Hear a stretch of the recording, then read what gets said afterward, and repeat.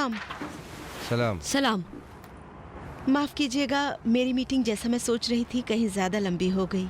लेकिन अगर मैं इसे यहीं रोकना चाहूँ तो जो खातून अंदर बैठी हुई हैं उनकी नफ्सियात पर बहुत बुरा असर पड़ेगा। इसलिए आपसे गुजारिश करती हूँ थोड़ी देर और इंतजार कर लीजिए। कितना मिनट लगेगा? 15 मिनट, ज्यादा से ज्यादा 20 मिनट। तो फिर मैं नीचे कार में इंतजार करूंगा।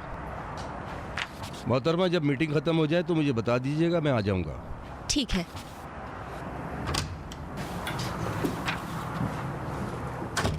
मिसेस मसरूर, आप भी माफ कर दीजिएगा। कोई बात नहीं, लेकिन अगर आप मुझे इस नाम से ना पुकारे तो अच्छा होगा। मैंने अपनी सेक्रेटरी से भी अपना नाम सरवरियान बताया है। ठीक है, बहरहाल मैं शर्मिंदा हूँ सरवरियान साहिबा। कोई बात नहीं।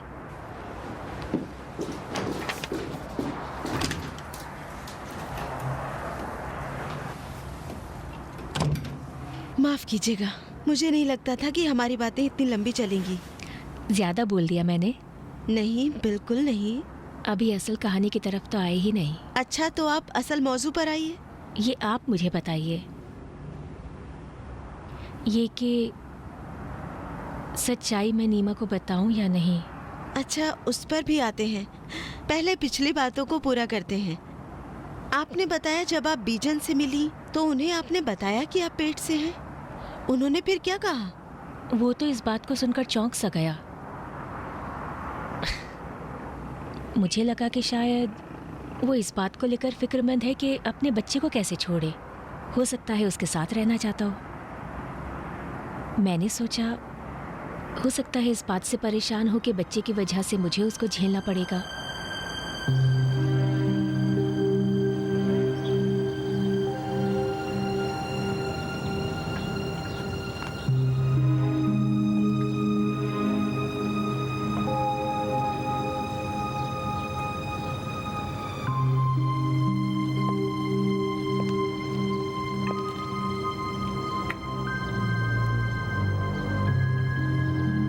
हम मजबूर हैं कि अपने बच्चे के लिए ही सही एक दूसरे को बर्दाश्त करें।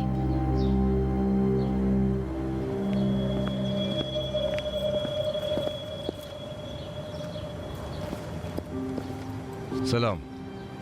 सलाम। इन्हें ऊपर ले जाओ बीजन। मैं जा रही हूँ, ऊपर नहीं आऊंगी। आप ऊपर जाएं, इत्मीनान से बैठ के बातें करें, मैं बाहर जा रहा हूँ। नहीं, हमें अपने घर वापस जाना होगा।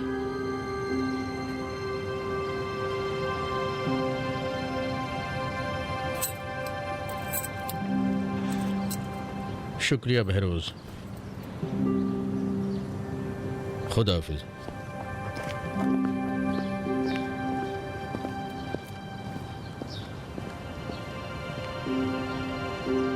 कितने महीने का है?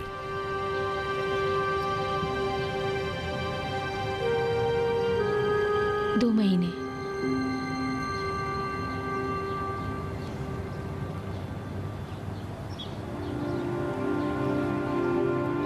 आओ चलो घर।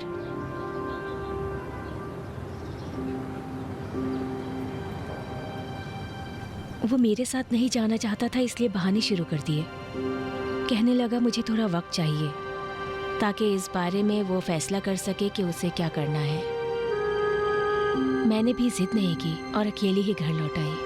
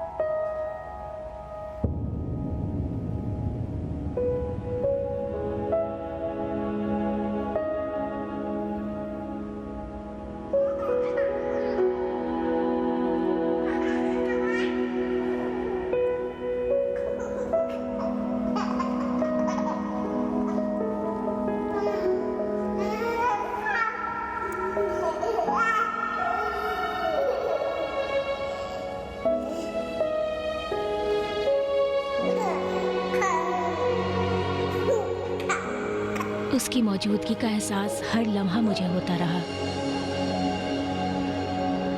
ये भी हम औरतों की खसलतों में से है कि ऐसे बच्चे के आशिक हो जाते हैं जिसके बाप से नफरत करते हैं। आपका साथ कब तक जारी रहा? जारी नहीं रख सके। हम उसके बाद फिर कभी नहीं मिले। उस रात के बाद मैंने उसके बारे में सोचना छोड़ दिया। मैं सोचती थी देर सवेर कभी तो वो आएगा, लेकिन 1 महीने बाद उसका वही दोस्त बहरूज आया।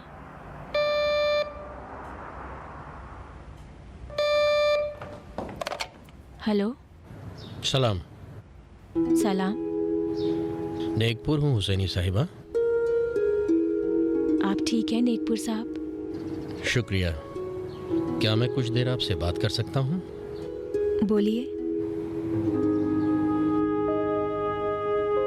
सुन रही हूँ नेकपुर साहब। माफ़ कीजिएगा, लेकिन इस तरह आपसे बात नहीं कर सकता। यानी मेरे पास आपकी एक अमानत है जो मुझे आपको देनी है। मैं अभी सहन में आती हूँ। शुक्रिया।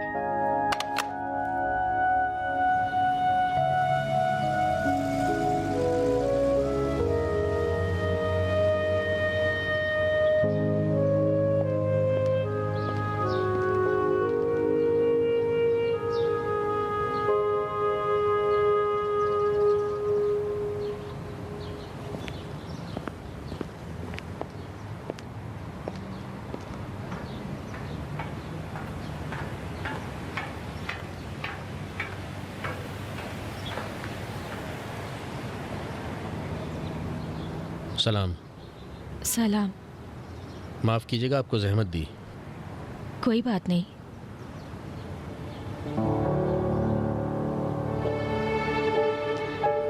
कुछ हुआ है क्या? बीजन कहाँ है?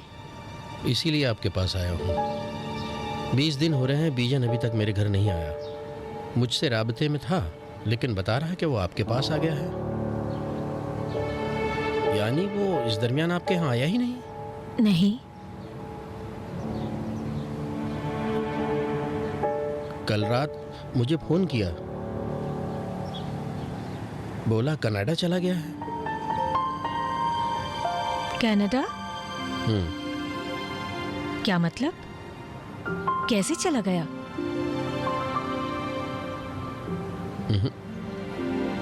गैर कानूनी तौर पे गया है? यानी वहां पनाह ले ली है? नहीं। तो उसके पास पैसे कहाँ थे जाने के लिए? नहीं जानता।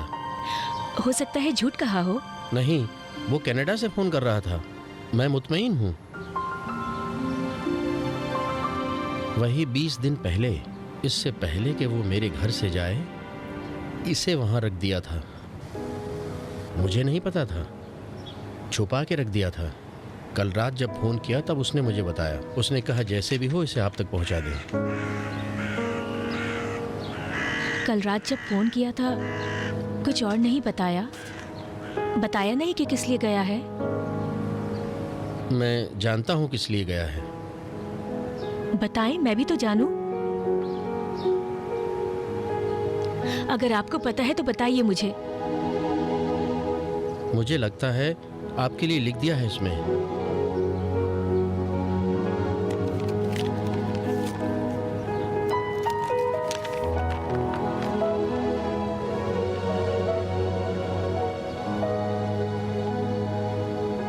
ये तो वकालतनामा है कि मैं जब भी चाहूं उससे तलाक ले सकती हूँ।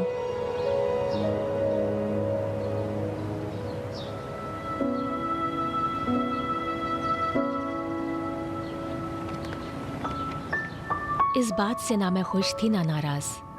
एक तरफ तो मैं ये सोच रही थी कि बीजन इतना बेशर्म है कि एक बार भी उसे बच्चे का भी ख्याल नहीं आया, और दूसरी तरफ ये सोचकर खुश हो रही थी कि ईरान में तो है नहीं जो मेरा बच्चा छीनेगा। बहुत शुक्रिया आपका नेकपुर साहब। कोई बात नहीं, इजाजत चाहता हूँ। उसके बाद मैंने ये सोचा कि ये बात मैं अपनी अम्मी को कैसे बताऊं कि उन्हें सदमा ना पहुंचे। उसके बाद मैंने सोचा कि मैं चाहूँ या ना चाहूँ मुझे अपने बच्चे की अकेले ही परवरिश करनी पड़ेगी। ये सोचकर मैं कांप सी गई।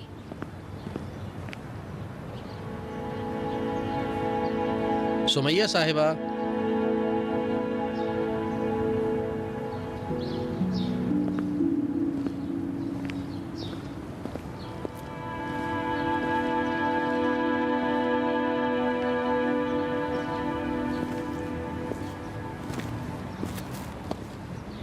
मुझे नहीं मालूम आपको ये बात बतानी चाहिए या नहीं।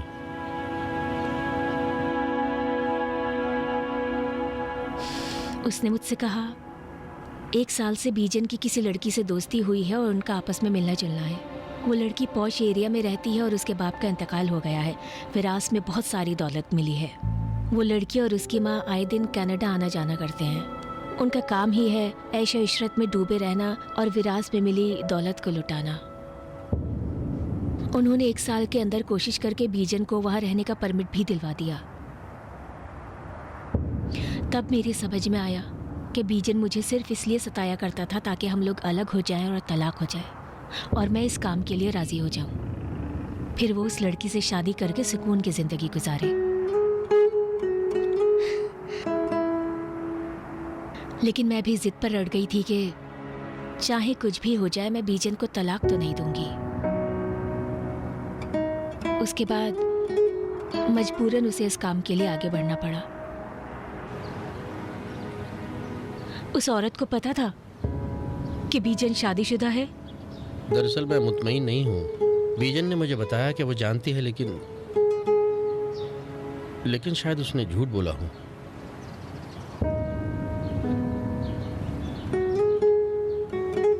आपने देखा है उसे?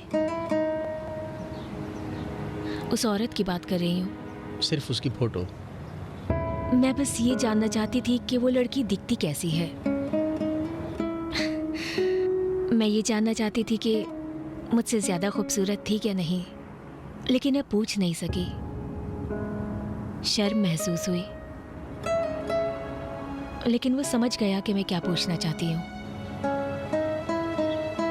मुझे लगता है बीजन उस लड़की के साथ सिर्फ पैसों की खातिर गया है, सुमैया साहिबा।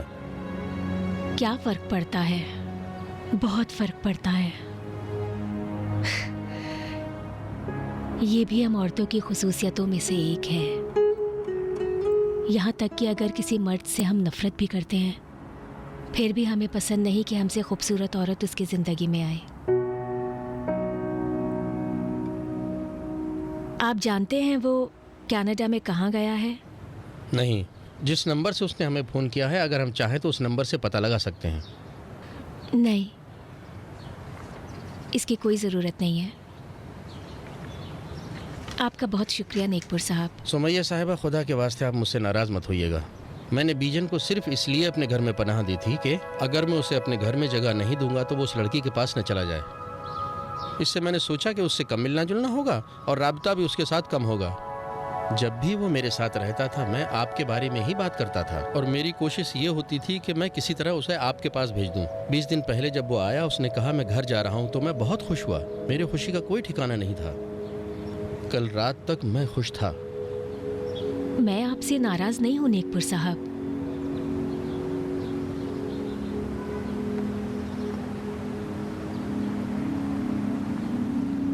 एक दो महीने बाद मैंने किराए का मकान छोड़ दिया और अम्मी के घर चली आई। जब नीमा पैदा हुआ तो मेरी अम्मी और हमारे दूसरे करीबी रिश्तेदारों ने मुझे इस बात पर मना लिया कि नीमा जब बड़ा हो जाए तो मैं उसे कहूँ कि तुम्हारे अब्बू का रोड एक्सीडेंट हो गया और जिस दिन तुम पैदा हुए उसी दिन वो इस दुनिया से चल बसे। और चूंकि वो इस फहान में पैदा हुए तो वहीं दफन कर दिए गए।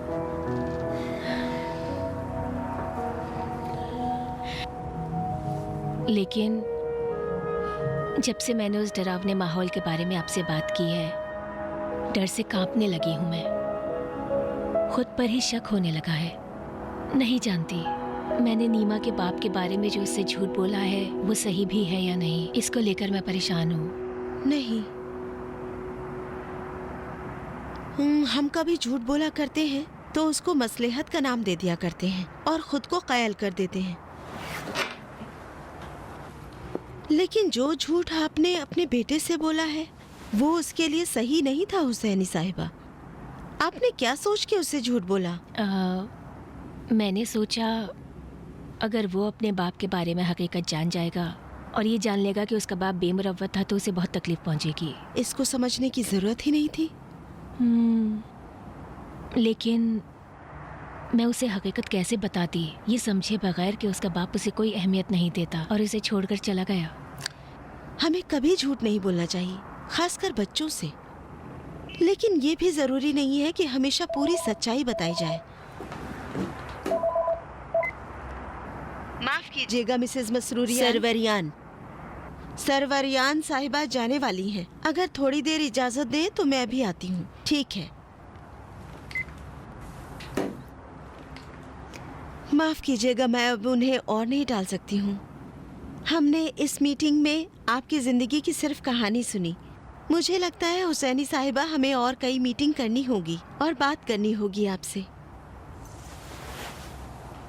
जी ज़रूर, लेकिन तब तक मुझे क्या करना होगा? यानी मैं उसे सच्चाई बताऊं या नहीं? नहीं, फिलहाल आप कुछ मत कीजिए। बस कोशिश कीजिए उसके और करीब जाने की, क्योंकि नीमा की जिंदगी में उसकी नानी के गुजर जाने के बाद एक खालीपन सा आ गया है। आप इस खालीपन को भरने की कोशिश कीजिए। वो कैसे? मैंने कहा ना, उसके करीब जाएं, उस पर ज्यादा तवज्जो दें, उसको लाड प्यार दें। कोशिश कीजिए उसके दिल में जो नानी के लिए जगह बनी है उसे खाली न रहने दिया जाए। अगले हफ्ते जब तक हम मिलेंगे तब तक आप यही काम कीजिए। अगले हफ्ते मिलने के बाद देखते हैं क्या करना है।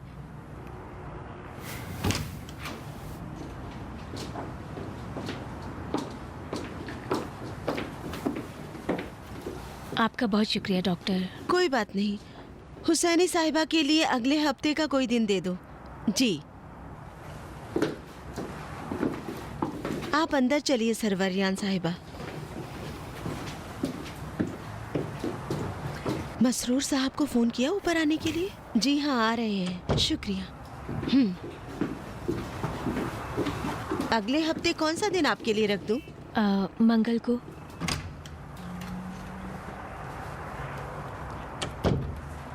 आइए बैठिए सरवरियान साहिबा। मसरूर के आने से पहले मैं आपको एक बात बताना चाहती हूँ डॉक्टर साहिबा। क्या कहना है? अच्छी बात तो नहीं है, लेकिन आपका जानना जरूरी है। ठीक है, आइए बैठिए, फिर आपकी बात सुनते हैं।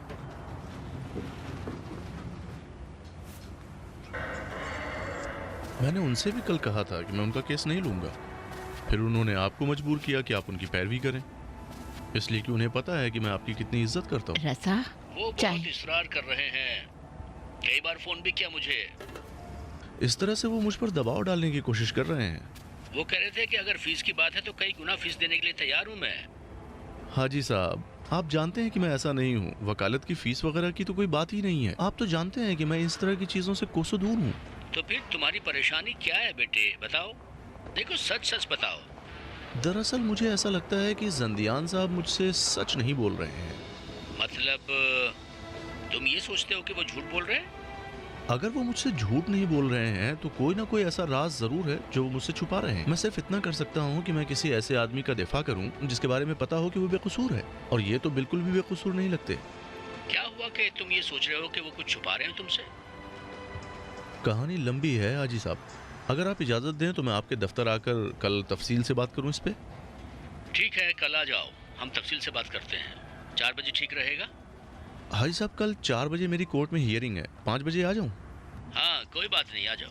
5 बजे भी मेरे लिए ठीक रहेगा। ठीक है, तो 5 बजे मिलते हैं। इंशाअल्लाह। खुदा हाफिज। खुदा हाफिज।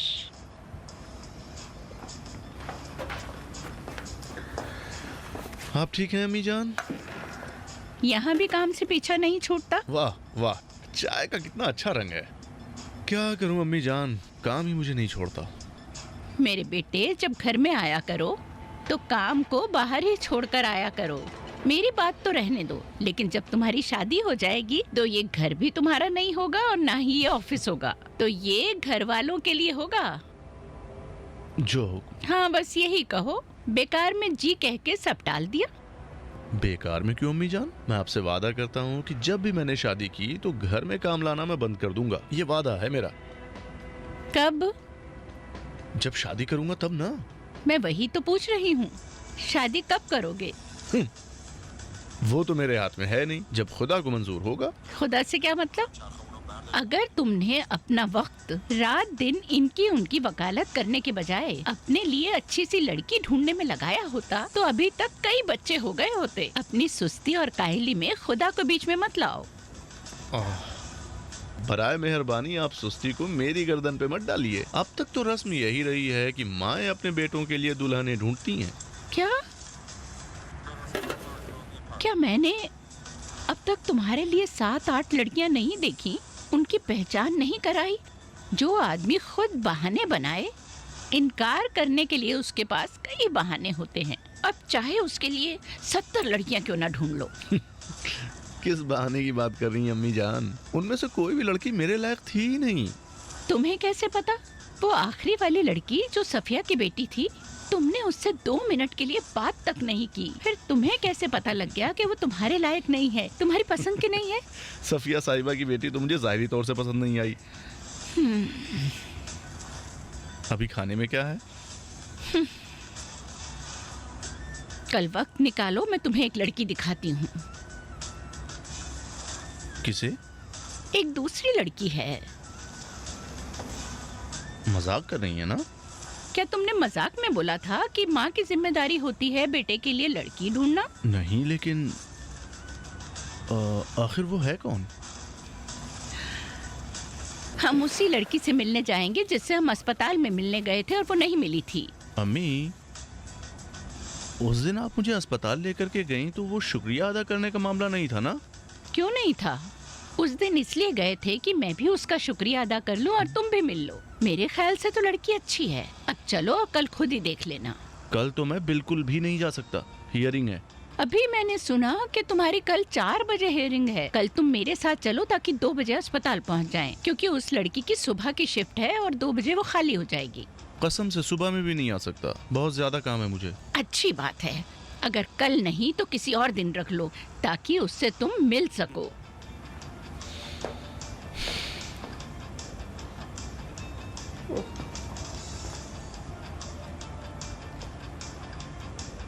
क्या है?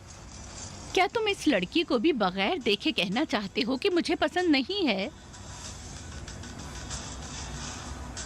थॉट्स वाला रिकॉर्डिंग जो हमारे पास कोई। उठो, आ जाओ, खाना तैयार है।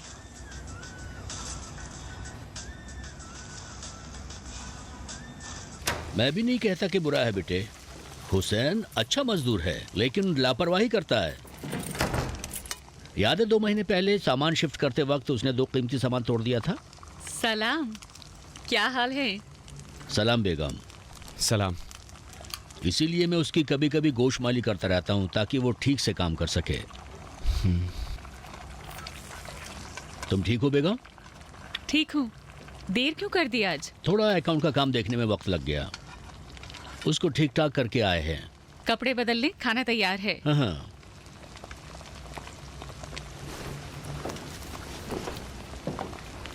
अब्बू,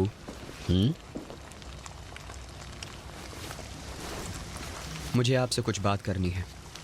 किस सिलसिले में बेटे?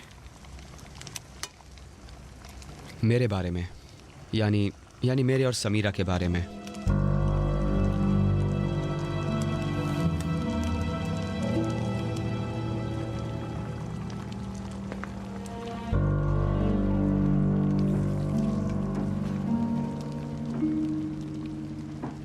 आइए बैठकर बात करते हैं।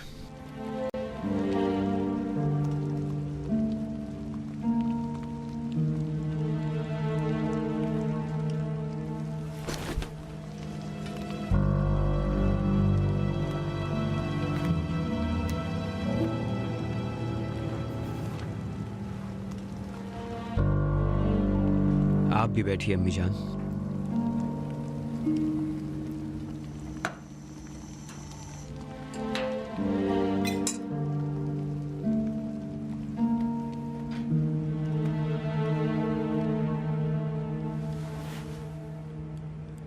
बात कुछ ऐसी है जिसके सुनने के बाद आप लोग शायद नाराज हो जाएं। देखो बेटा, तुम दोनों के दरमियान जो कुछ भी है बेहतर होगा तुम खुद हल करो। मुझे नहीं लगता कि तुम दोनों के बीच इख्तलाफ में हम दोनों पड़े। मसले को खुद हल करो।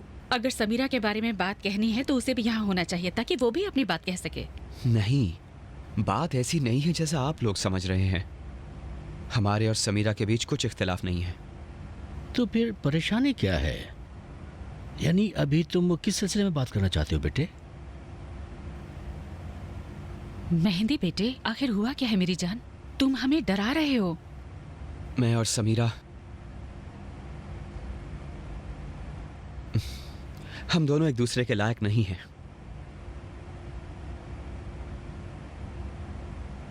मैं जानता हूं आप लोगों का मानना मुश्किल है, लेकिन ये बकवास क्या किए जा रहे हो तुम? बेगम, अब इस तरह की बकवास बातें तुम्हारे मुंह से बिल्कुल नहीं निकलनी चाहिए। बेगम, ये बकवास नहीं है अम्मी। हो सकता है बात दुरुस्त ना हो, लेकिन बकवास नहीं है। ये हकीकत है।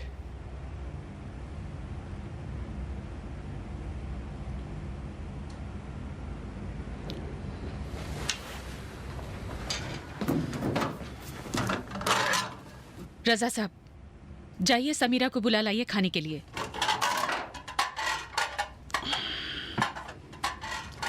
अच्छी बात है। बताओ हुआ क्या है? किस बात को लेकर तुम्हारा झगड़ा हुआ है? हमारे दरमियान झगड़ा नहीं हुआ है अब्बू। फिर क्या हुआ है? अब तुम गहरी नींद से जागे हो कि समीरा तुम्हारे लायक नहीं है? बेगम, आप जरा चुप रहेंगी? मुझे सुनने तो दो, क्या हुआ इनके बीच में? मैं चाहती हूँ कि जिंदगी में ऐसी फालतू बातें तुम कभी भी ना करो। अम्मी, मैं ये नहीं कह रहा हूँ समीरा मेरे लायक नहीं है। ये कह रहा हूँ कि हम एक दूसरे के लायक नहीं हैं। तुम गलत करोगे जो इस तरह की बातें करोगे। मैंने कहा चुप रहो बेगम, सुनने तो दो।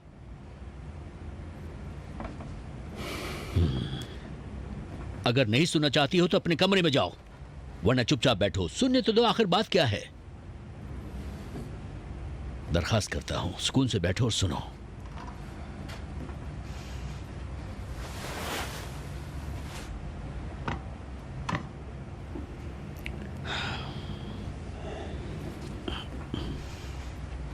कहते हो तुम्हारा झगड़ा नहीं हुआ है, फिर इस नतीजे पर क्यों पहुंचे बेटे? इसकी वजह क्या है? इसकी वजह यह है कि मेरा और समीरा का बहुत सी चीजों में नजरियाती इख्तिलाफ है। जैसे कि मसलन जिस फ्लैट में रहना चाहते हो उसके अंदाजे को लेकर बात हुई है क्या? हाँ? नहीं, उसकी तो कोई बात ही नहीं है। तो कम से कम उस जरूरी इख्तिलाफ के बारे में इशारा तो करो ताकि समझ में आए कि हुआ क्या है, वो तो बताओ। मैंने कहा ना, बहुत सी चीजों में हमारा नजरियाती इख्तिलाफ है। हम दोनों की सोच में फर्क है। किसी भी चीज में हम यकसानियत नहीं रखते। उसूली तौर पर हम एक दूसरे के लायक नहीं और हमारी बनती भी नहीं है। यही सुनना चाहते थे ना तुम? इतने बरसों के बाद तुम्हें समझ आया कि समीरा तुम्हारे लायक नहीं है? तुम्हारी ये बातें अक्ल से बिल्कुल परे हैं जो तुम कह रहे हो। हमें समझाने की कोशिश मत करो। अम्मी जान, मैं जानता हूँ आप गुस्से में हैं, लेकिन ये अजीब बात भी नहीं है। बहुत से ऐसे लोग हैं जो शादी करने के बाद ये समझ पाते हैं कि वो आपस में इत्तेफाक राय नहीं रखते। इत्तेफाक राय? इस तरह की बकवास समीरा से तो नहीं की ना? हाँ, क्यों नहीं। ये सब बातें मैंने समीरा को भी बताई हैं और उसका रवैया आपसे बिल्कुल अलग था।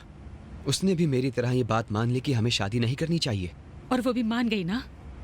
जी, आप समीरा की फिक्र ना करें, कसम से वो नाराज नहीं है। समीरा सुबह नमाज के वक्त मेरे पास आई और मेरे जानू पर सर रखकर जार जार रो रही थी। तुम समझते हो कि वो नाराज नहीं है? क्या तुम ये समझते हो कि समीरा भी तुम्हारी तरह संगदिल है? तुम कितने बेरहम हो मेहदी। तुमने मेरी बच्ची के साथ ऐसा करने की जुर्रत कैसे की? मैं भी तो आपका बेटा हूँ अम्मी। याद रखिए कि अगर आप मुझे और समीरा को शादी करने के लिए मजबूर करेंगी तो हम दोनों ही बदबख्त हो जाएंगे।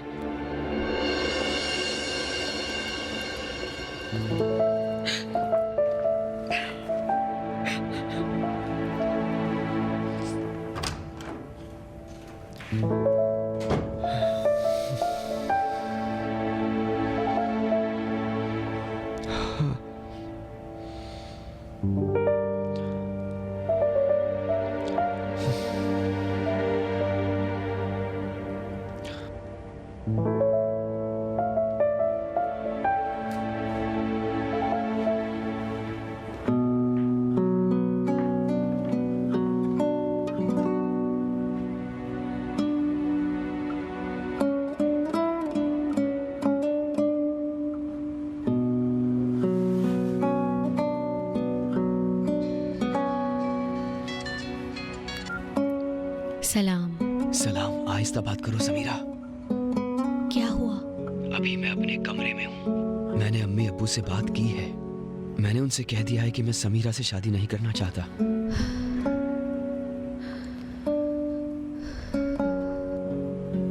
सुना मैंने क्या कहा? हाँ, उन्होंने क्या कहा? कुछ नहीं। अम्मी के मुंह से जो भी निकला मुझसे कहती गई। तुमने उनसे क्या कहा? तुमने उनसे बताया कि मुझे शादी क्यों नहीं करना चाहते? बस मामूली बातें। बस यही कि हमारे बीच नजरियाती इख्तिलाफ है। हम दोनों की पसंद एक जैसी नहीं है, आपस में इत्तेफाक राय नहीं है, ऐसी ही बातें कही मैंने। तो वो मान गए? नहीं, इतनी जल्दी तो उन्हें यकीन नहीं आएगा। थोड़ा तो वक्त लगेगा, तुम फिक्र मत करो। वो भी मजबूर हैं यकीन करने पर और बाद में भूल जाएंगे। क्या अम्मी बहुत ज्यादा फिक्रमंद हो गई? हाँ, लेकिन ज्यादा तुम्हारे लिए। वो सोचती है मुझ पत्थर दिल ने तुम्हारा दिल तोड़ दिया।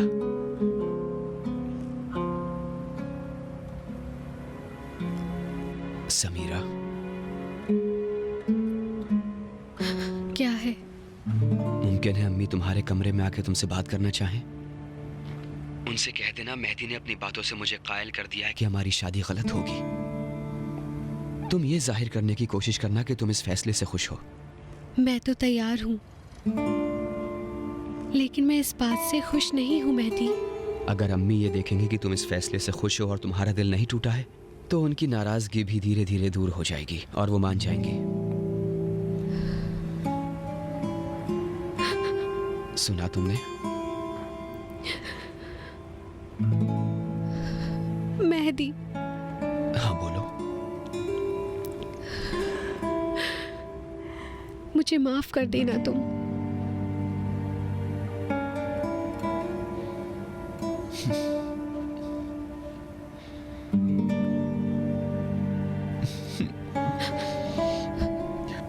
आज की रात भूखा सोने पर मजबूर हूँ। बाद में तुम मेरे लिए अच्छा सा खाना बनाना ताकि मैं तुम्हें माफ कर सकूं।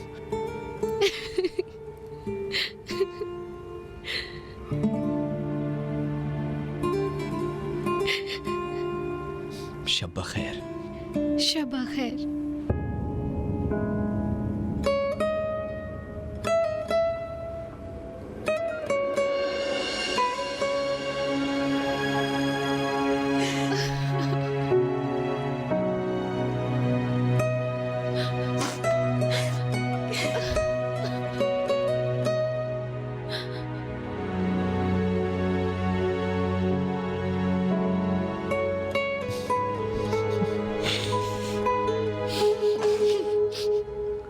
सुहेला, रोना बंद करो।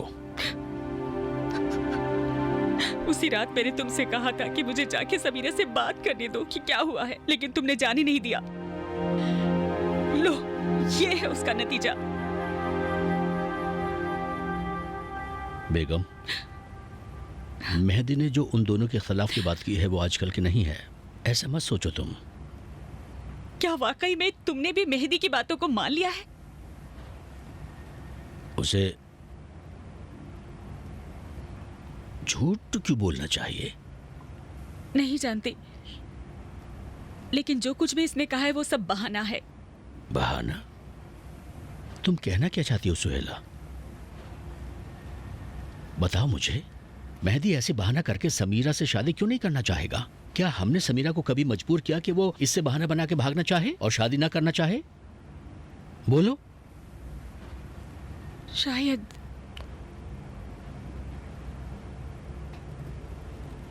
शायद मेहदी को कोई और लड़की पसंद आ गई हो।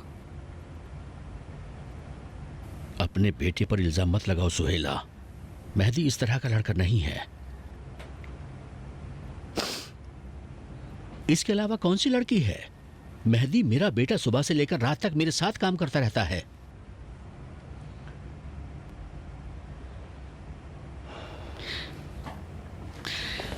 कहाँ जा रही हो?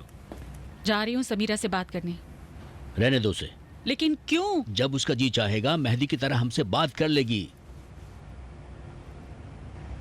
मैं जानना चाहती हूँ कि मेहदी की बातों में सच्चाई है या नहीं।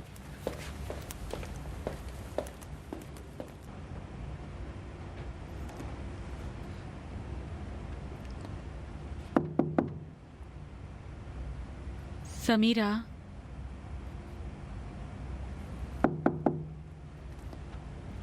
समीरा बेटी,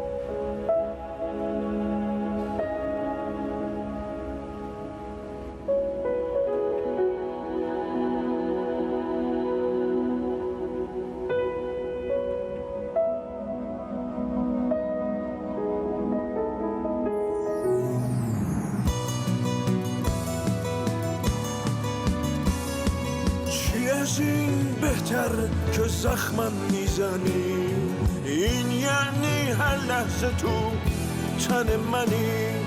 شب خودت زخمامو میبندی برام، صبح خودت دوباره خنجر میزنی.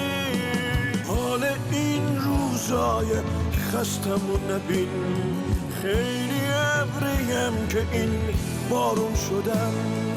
وقتی درد تو به جونم میخرم، یعنی خیلی وقته که درمون شدم. من بمیرم از تو دل نمیکنم، توی این روزای ابری و کبود خودم و روزی سپردم دست تو که تمام بغضم از دست تو بود.